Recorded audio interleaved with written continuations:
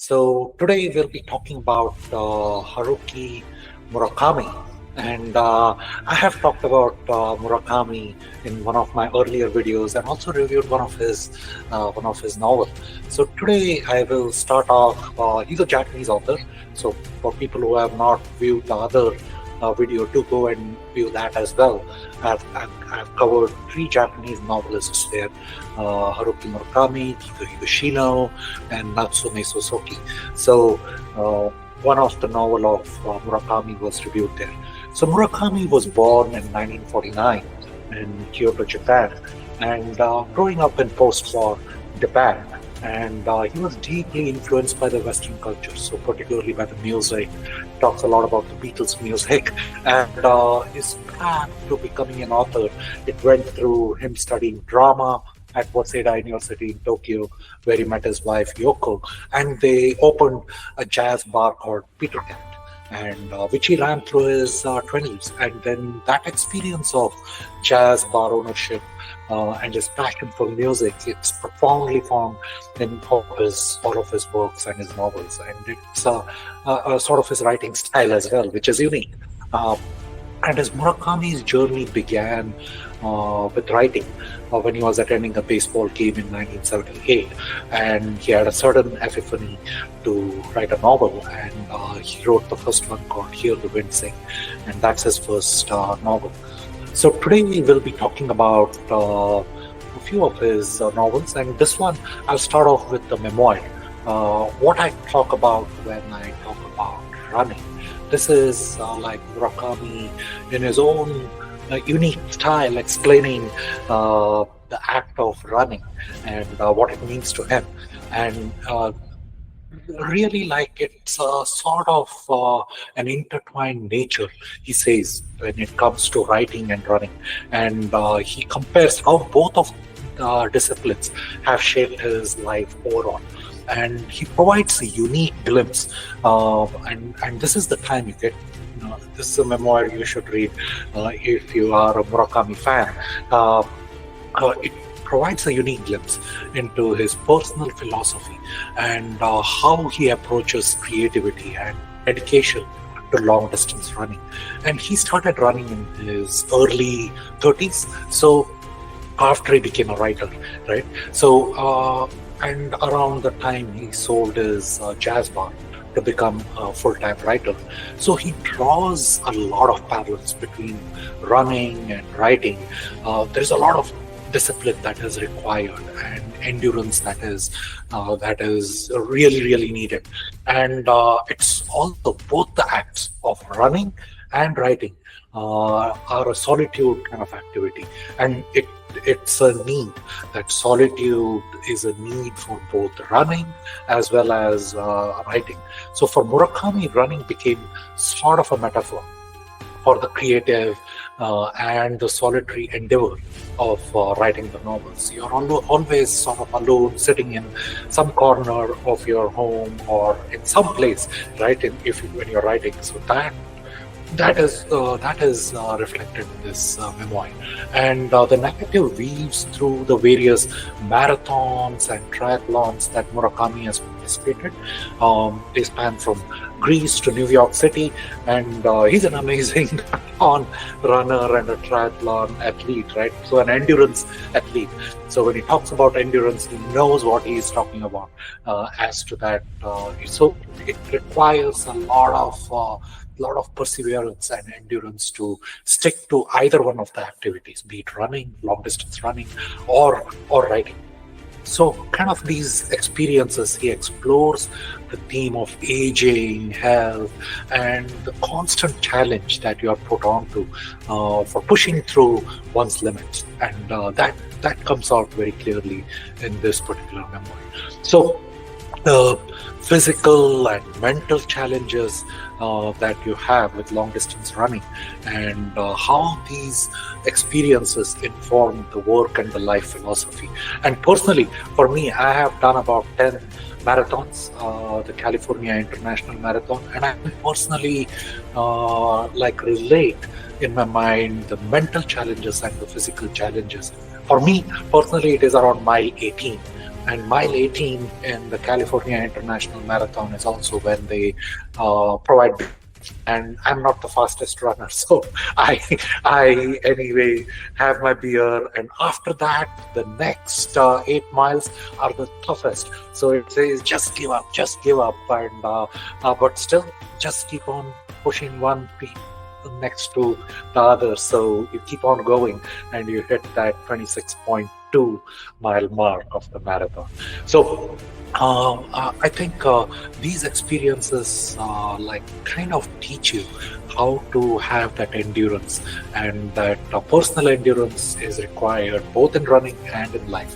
So Murakami says it has taught him to deal with defeat and disappointment, and sort of it reinforces the persistence and resilience that reflects in his writing.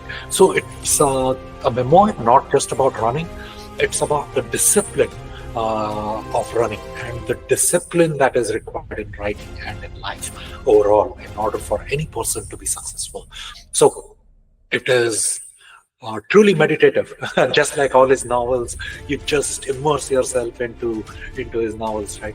So just like his novels, it is truly meditative and introspective, and it is filled with personal anecdotes and reflections.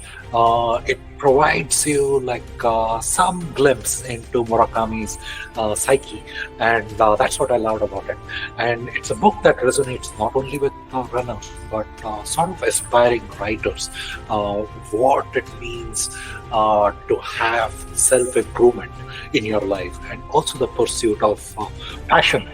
What does it mean to pursue your passion? That's what you'll get out of this particular book from Murakami. So overall, he doesn't provide you with any grandiose conclusions about life or writing, right? So although he shares his personal journey, that sort of invites the readers to ponder and think about how to find their own paths and how to find their own happiness. And overall happiness is a very subjective thing, right, of every person, and everybody wants to be happy. So ultimately, how to achieve that happiness through discipline, endurance, and a commitment to the passions. So that is very critical. Your commitment to the passions is what brings you happiness. So that's what I personally got out of his memoir. So wonderful read. So if you have not yet gotten to Murakami, do read one novel and come back to this, or start with this and then go to the other novel. That's what I would recommend. So the first novel, or the second one that we'll be reviewing today in today's video, is 1Q84. So it's sort of one and a question mark, right, of 84. So it stands for 1984 in the way you would put that in Japanese, right? So 1984 was also a George Orwell novel which came in 1949, right? But there is no correlation between George Orwell's 1984 and Murakami's 1Q84. They are both unique in themselves. And George Orwell's 1984, let me talk a little bit about that. It was released in 1949, but it talked about how the world will look like in 1984, and he coined the terms Big Brother and all that. But I'll bring George Orwell's novels here in one of the future videos. But for now, we'll continue with Murakami. So 1Q84, the story unfolds in Tokyo during the year 1984, and it follows two main characters, Ayomane and Tengu. Ayomane is a fitness instructor who spends a lot of time exercising to keep herself in pretty good shape, and she's also moonlighting as a part-time assassin, and her main goal is to target men who abuse women, right? So that's Ayomane's passion, sort of, when she's going on with her life.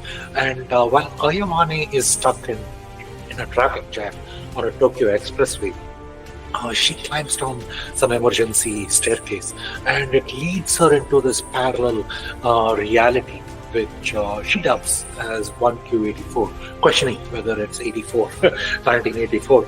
And she notices subtle difference there, and such as two moons in the sky. And the second person or the second character here is Tengo, and he's a math teacher and also aspiring to be a novelist. But he becomes involved in this dubious literary project, rewriting of a peculiar manuscript.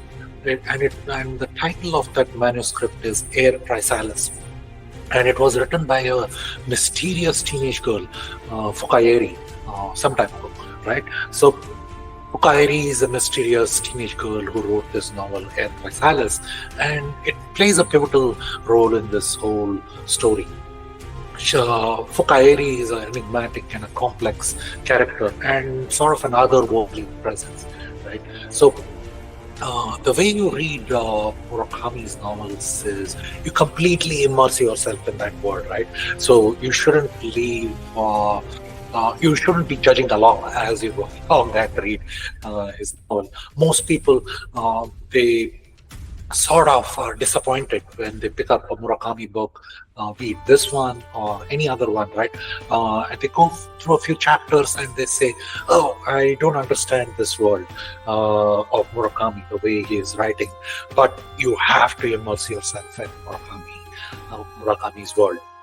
That's when you start really enjoying his novels. It's dystopian fiction, right?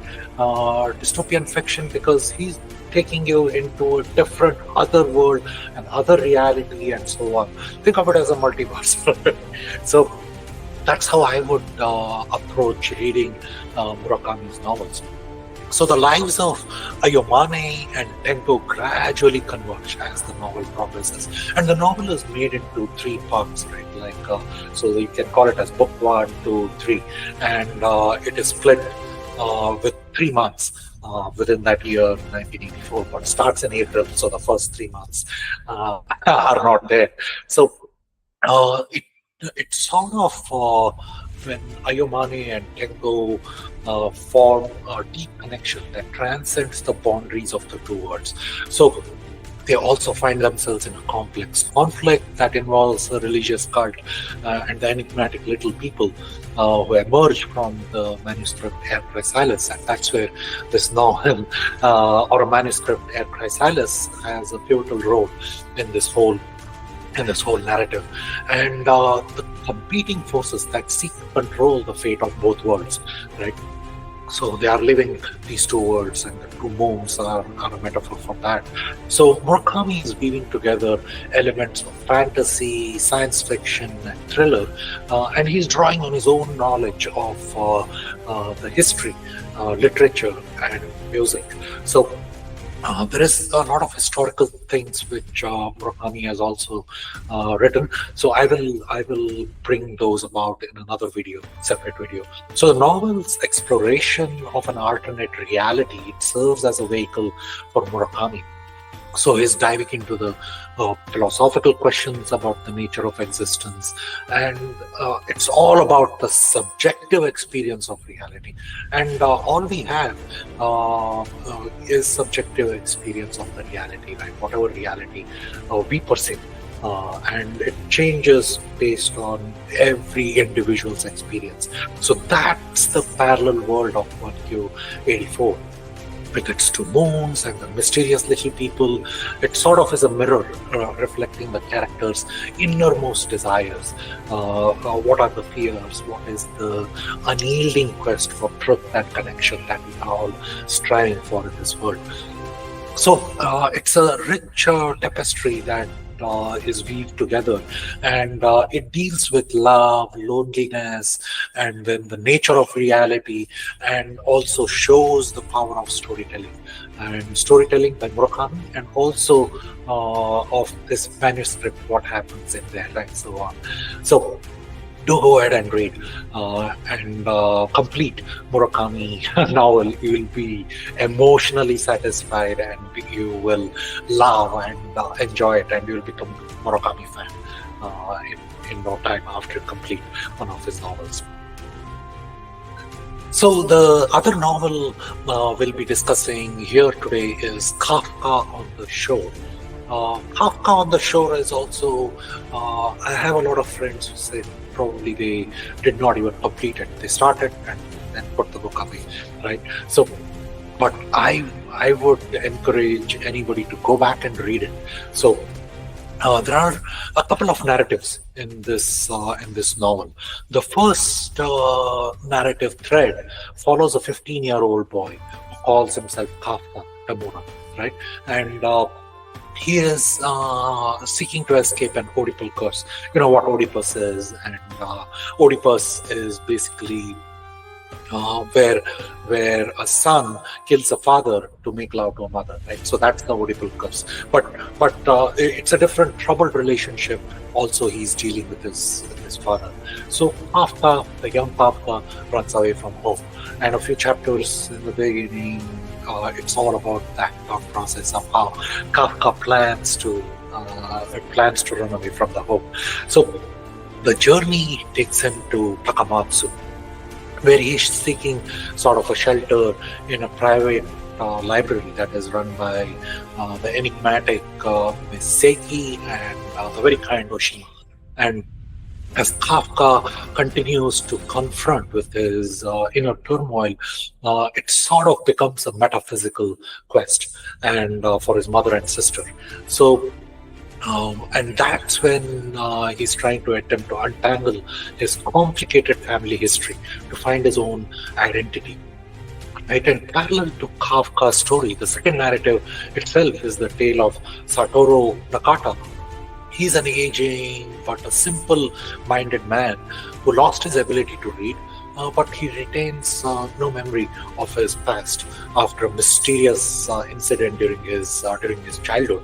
So Nakata, although gained this remarkable ability to communicate with cats. So there is always cats, and there are cats in a lot of Japanese novels. The Japanese novelists, they love cats.